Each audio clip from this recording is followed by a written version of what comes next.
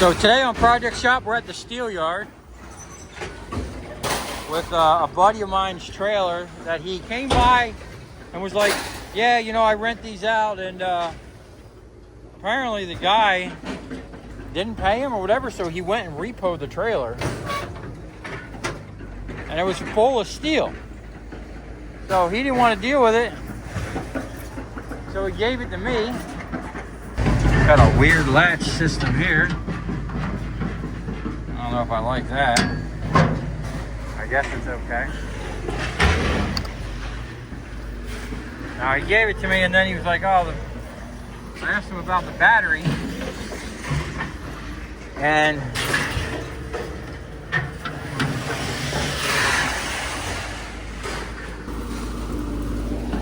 you can't really see what's in here. Looks like he cut up a car. He's like, oh yeah, it's the battery's good, you know, it's like brand new. Of course it was dead.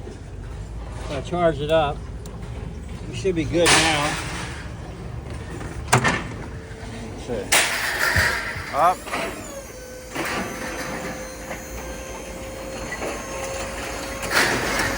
It's a newer trailer. It don't sound all creaky and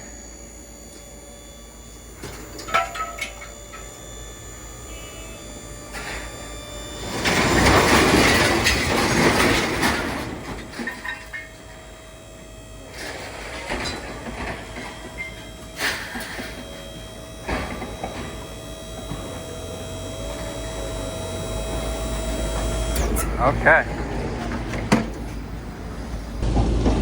Looks like he had a little prepared in there. Well, that came out good.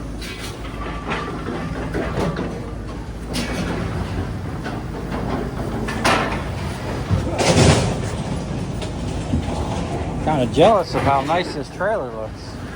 That's cheap. Yeah.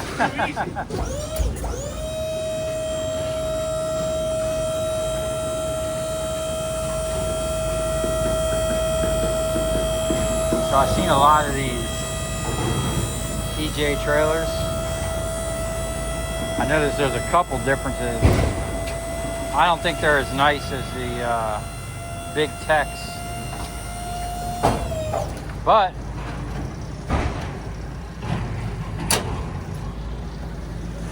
it was a free load of scrap, and I'm probably going to borrow the trailer,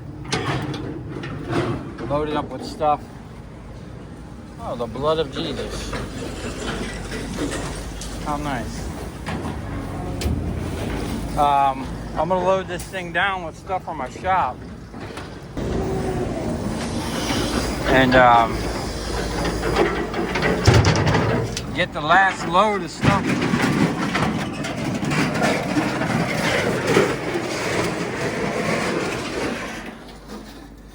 Oh, there goes my stuff. Right into the thing. Man, those trailers take a beating. Anyway, I got a load of big heavy steel and a bunch of aluminum in the back end of that car. I'm probably just going to load it into this trailer and take it to the house and just dump it. Man, they got a huge pile of rebar over there. Holy crap.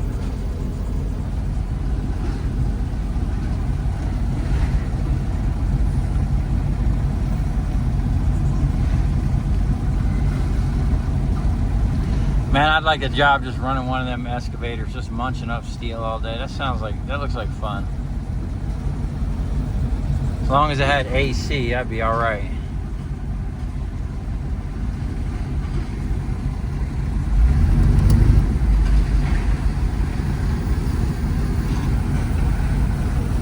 Oh, look at these clouds, man.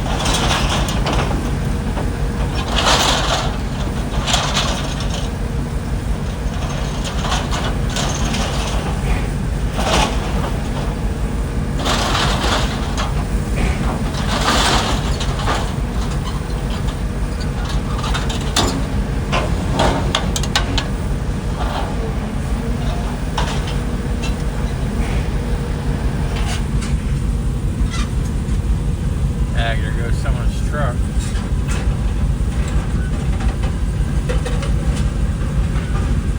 That's the guy right there. He's a Jamaican dude that I bought my other forklift off of for 500 bucks.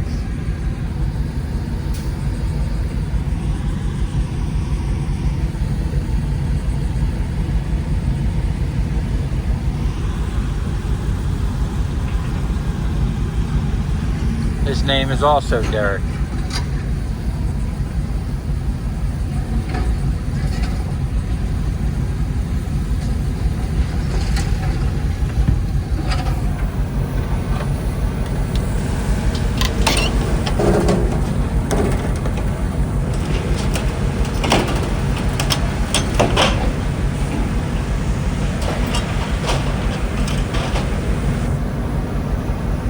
I wonder if anything's ever broken off one of them machines and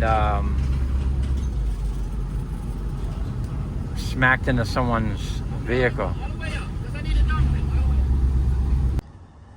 Okay, here's the ticket for that scrap that the guy delivered to me in a dump trailer. So it was a quick 120 bucks, not bad at all. And yeah, I'm pretty stoked about that. I wish people would drop off trailers full of scrap more often. I can get used to that. Anyway, my truck's absolutely packed with stuff, and we are getting down to it, man. Look, Steve got the tenant running, so I gave that to him for helping me out and whatnot, and I got no use for it. I can't do nothing with it out where I'm at. Hopefully he can either use it or make some money off it. And that's Steve's trailer, all the stuff he had in there. And then there's the dump trailer I'm filling up. And yeah, we're down to it. I'll got probably 2 more trips out of here. And some trash I got to take to the dump. And then that's it. We're on the last leg. And then I'll do a walkthrough of the completely empty shop. Kind of like when I did the walkthrough in the beginning, when I first came to the shop. And that'll be it. Oh, look, a bee. I wonder if that came from the farm. Anyway, I'm going to load some stuff and take it out to the house, and we'll probably see you out there. Okay, guys, it's way later in the evening. I keep getting rained out. Like, for the past 2 weeks, it's literally been raining every day. And it seems like it starts raining when I start loading my trailer. It just comes down. So I do still have that dump trailer. It's at the shop. I'm going to fill it with literally the last load out of the shop. This was it. I pulled the steel rack came yesterday, but I did the surface grinder, the granulator, some stuff, a whole bunch of stuff. Man, it is chaotic over here. I had no idea how much stuff I really had until I started moving, and it's just been honestly overwhelming trying to pack this stuff up, which isn't too bad because I got a machine over there, the forklift. But when I get over here, I'm back to using a pallet jack, and I don't even have concrete at the moment. So I'm just like getting it down, driving the trailer out from underneath of it. I've got an absolute mess back there.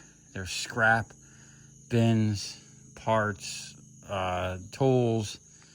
It's just crazy. I literally ran out of room in here. This is just like packed. Now, I didn't have time to sit here and put up shelves and do any of that because all of this stuff was on the shelves that I needed. So like I needed to break it down, move it, and then break the shelves down and move it. And then like those shelves are too big in here. It's just, yeah. So I just went with the hurry up and let's just get over here and get moved. And I'll sort it out when I'm not in that shop anymore. But this has proven to be a monumental task. It's taken way longer than I thought. So I apologize for the sporadic videos and just not having like time to shoot videos, man. I'm just like I'm like loading, driving 2 hours, offloading, driving 2 hours, loading, catching a wink of sleep here or there. But here's the absolute mess. I'm gonna have to cover the grinder. Oh, and you know, I've been putting it out there that I want oil, right? The guy comes to me today, he goes, hey man, I got some oil and diesel. Which one was it? This one I opened up already. He goes, do you want it? And I'm like, oil and diesel, that's literally what I'm looking for, right? He goes, oh, I got it in buckets, just I need the buckets back. So I popped this one open to see what he was talking about. That's straight up clean diesel. Might be a little speck of dirt down the bottom or something, but I don't see anything wrong with that. So I'm gonna burn that right in the truck. Truck's been actually doing pretty good. I actually had to put a set of pads on it the other day. She's been hauling 1 to 2 trips a day, man. And I've been burning. I'm probably on my second tote. This is the final blend right here. I've probably burned through 400 gallons, easily 400 gallons or more, probably more like 5. And you know, pretty much the diesel and the oil was free. Now I did at some point put like $100 in that fuel cell and pump it in there. And then I just got that 30 gallons. I'm probably going to take that 30 gallons. Like earlier today, I put 60 straight diesel in the truck because I'm starting to get a white haze as I'm idling. And that's a sign of 2 things. Either the fuel filter is starting to clog up again, which I totally expected. I've already went through one of them. And I've, let's see, 10 trips. I've probably done 2,000 miles just coming, you know, not to mention the other stuff I've been doing. So typically you get like 500, then like 1,000 or 1,500, and then 2,000 or whatever. You probably I'll probably go through three or 4 filters before the fuel system's like fully cleaned out. And then we're gonna, once we get here and we get this mess sorted, we'll sort out the truck a little better. What I'm gonna do now is take the trailer around the other side and drop the fuel off. I don't even know where I'm gonna do it or what I'm gonna do with it.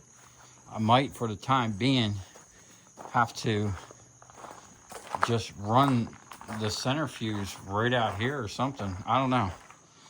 I don't necessarily want the oil like up under here. I'd like to put it out there on the other side of the little shed. But I've got all this scrap I got to sort through. I got a trailer buried back there that I got to sort through. And all these 1, 2, 3, 4, 5 bins of scrap. And we got 1, 2, 3 things of oil. That one there is the first settle. I believe this is a second. This is 1 pass. Now I'm gonna run that again. And then this is straight clean. That's actually ready to be blended. About 200 gallons, so we can make 400 gallons of fuel. One thing I've noticed is, man, there are some crazy noises out here at night. I'm not like afraid of the dark. I kind of grew up out in the country, but over there in the abyss of darkness where I have my truck and I put the trailers and the forklift, the other day I was dropping off the counterbalance, and what I did is I strapped it to the top beam of the I'll go over here and show you, because there's a couple things. One, I'm pretty sure over here, can't see it, but right there, that's actually a hole. My wife said she's seen a turtle running from our pond across here, a big one too. And I've seen a big burrow. And then the other night I was out here and I came across, man, there must have been 4 raccoons over here. And I think they're living up under the shed, because I had found a bag. It looks like something has been sneaking up under there. But I was over here.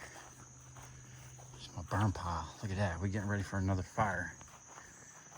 I was over here and oh, it's kind of creepy over here. There's a counterbalance. I got this thing, I strapped it up to the top of that. I cut that outrigger down, chalked the tires. I put a strap up there, and I just put a strap to this pin, and I just goosed it, right? And then that thing's so heavy, from when I did that big 5,000 pound stator, I had a hole in my expanded metal, and of course that corner caught, and I got stuck. And yeah, thank God for 4-wheel. I put it in 4-wheel, and then she pulled it right out. But I was over here messing around, and that woods is so thick and dense you can't see 1 foot into it. I heard branches snapping in there and some weird noises. So I don't know, maybe one night I'll get a bright flashlight and we'll just trek through the woods with the gun or something, see if we can't flush something out. My wife did say she saw or was up getting mail one day and heard twigs breaking and snorting, which makes me think there might be hogs out here. Well, I mean, there probably is hogs, but I think you got that. There's all kinds of weird noises coming from this pond at night. Pretty sure they're bullfrogs, but you know, because of what's over there, there's probably all kinds of animals, big ones too, lurking around. And yeah, so that's the update. Sorry for the sporadic, not frequent videos, but man, I'm exhausted. This has been an absolute undertaking. I pretty much, you know, I got help on the other side with the forklift, and Steve and Oliver's been helping, but offloading it, it's just me, and it's a lot. And not having concrete, that's a whole thing that we're gonna have to deal with. I mean, I'm dealing with it and I'll figure it out, but it is gonna be a process. And like I said, we're just gonna take one corner at a time, going from like that upright to that one and halfway out, and pour a slab, and then I can do the same thing, work my way over this way, pour a slab. I do got my concrete mixer. I'll probably just do it myself. My buddy has this other machine. It almost, forget what it is, it almost extrudes it out, but it does way more bags than that. I'm gonna see if I can't borrow that and then knock that out. Maybe get someone out here to help me with that. But yeah, that's a little update for you. My absolute mess. And I got one more solid trip, I think, of stuff out of the shop. And then I got to bring the forklift up and probably going to tow my car up because I need to fix a hydraulic line, and I don't know if I got time to do it over there. I just want to be done with the place. My wife definitely wants me to be done with the place because I got to get out here and sort through this mess, man. There's so much stuff. I just kept finding stuff, man. Every time I thought that I was gonna be done and like, oh, I got one more load or two more loads, you know, it's like I'd load the trailer and the bed of my truck and it didn't even look like we made a dent. It's crazy, man. Oh, I'm hoping that I got that dump trailer sitting over there. I can get one more. I'm just literally gonna dump it over there and I'll sort it out at another date. But as soon as I'm done with that, we're gonna get back on some daily videos because I got customers calling me, man. I gotta set this up and get a flow going. I gotta go through these bins to clean this mess up, and we need to put some copper in the bucket, man. So if you've come this far, thanks for watching. Like I said, sorry about the infrequent videos, but this was just a lot. And pretty much what I've realized is almost everything I own is freaking heavy.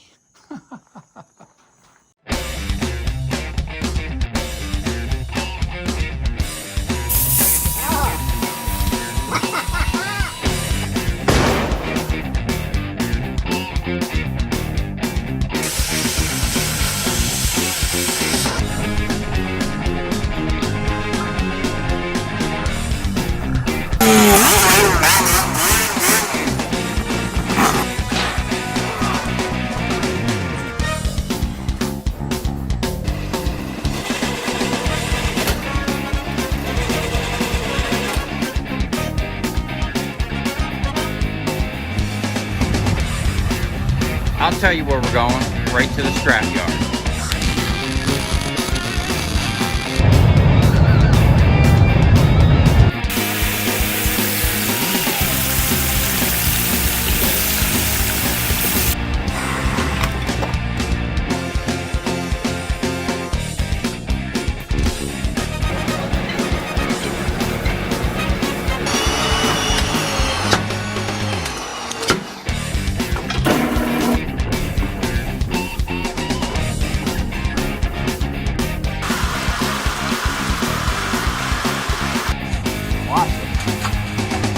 Dancing. You ever seen your copper dance before?